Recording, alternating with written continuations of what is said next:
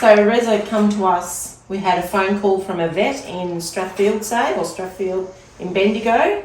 She knew that we already had a cockatoo that was sick with beak and feather because he'd been hit by a car. He's a wild bird. So we were looking after him. She said, do you want another one? Because I'm about to inject this one and put him to sleep. And we said, we'll take him. And we did, straight away. And that was over 4 years ago. 4 years. How's he transformed your life? He's like a baby. He sleeps on our pillow at night. On your pillow at night? On my pillow.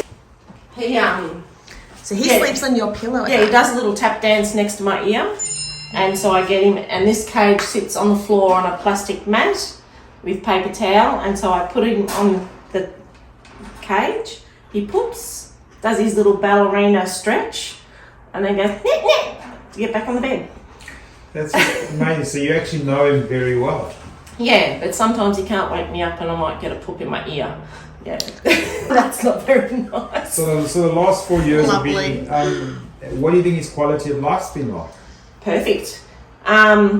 Look, apart from the fact he can't fly, nothing. He runs around the house like a child. He plays chasing.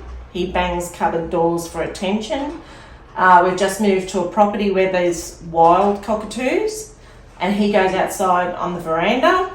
The other cockatoos fly up to the gum trees at the veranda and talk to him. Nice. And he sits there and talks. So he has some of their seed on a mat, and they sit in the bowls above his head. And yeah, it's awesome. Tell us about showering with your bird.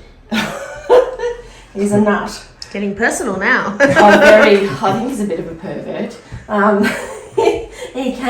He always comes into the bathroom when I have a shower, and the other morning he came in, he flung open the shower door, and I thought, oh God, I'm going to freeze. So I moved the shower head so it was hitting the wall sort of thing to the back of the shower, and the spray was coming off. So he stood on the ledge, and his little, I call them arms, were going everywhere, and the head was going, and he was turning around and doing a waddle, and he was just saturated. Loving it. And then when I turned off the shower, he got in the bottom of the shower so he could get all his feet and legs wet with the water that was on the bottom.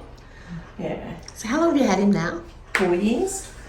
How long before you started doing your beak visit? Well, when Reza came to us, and that's why we hunted high and low for the best vet, the vet that had called us, and I won't say her name, when we got him, his top beak, well, where it is now, add another inch to it, and it was rotten.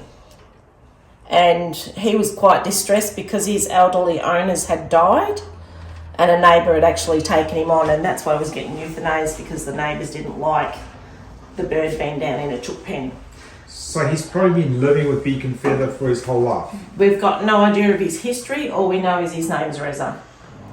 And that when the neighbour took him on, she put him in a chook pen down in the backyard. Reza is a people person. Loves attention, loves company. Could you actually take Reza out for us? Yeah, of course it can. And Is Reza noisy like a normal cockatoo? can be. Most of the time, he'll scream, "Come back!" Like, "Come back! Come back!" The words or the actual, just the scream? Come back is the scream. Yeah. Let go. Be nice. Be nice. I know you're going to go to Dr. Phil. It's okay. Got love. Love. Love. When you got him, was he pretty bonded? Yeah, he went to Jeff straight away. And I think he looked to Jeff as his rescuer. And then when I got my hands on him, that was it. He gave Jeff the flick. Jeff doesn't get the cuddles like this and can't pick him up. But he will give Jeff kisses all the time. Won't give me kisses. How are you finding the vet visits, and are they stressful for him? Previous vets were, yes, but not since coming here. Say nice things about us. Oh, you're the best, mate. Well, you're not looking to shove a needle in him or gas him to work on him. He's quiet once you get that Breville out to work on his beak, and he's talking before we get out the driveway. the scariest part for us, and that's why we hunted you down, was the last vet gassed him, and it was more than 20 minutes before he woke up, and I thought I was going to lose him that day. Good. So we found you. Good. Okay. And it's a 3.5 hour trip for us. Wow. So, yeah. It's nice. We But well appreciate worth that you it. come at the end of the day too, so we don't contaminate the clinic for others. It's Yeah, we're and we grateful love for it. that. It gives us a chance to spend more time with them one-on-one without phones ringing and people coming into the business and things like that. But yeah, but he's just like a toddler. He's a real rat bag. You can see the And personality. he just looks like such a character. He is. It's like he's looking out the window how I can get out there now.